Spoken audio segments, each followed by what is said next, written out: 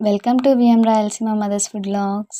ఈరోజు అస్సలైన రుచితో 2 రకాల రొట్టి పచ్చళ్ళు చేస్తున్నాము. ఒకటేమో దోసకాయ పచ్చడి, ఇంకోటి బీరకాయ పచ్చడి.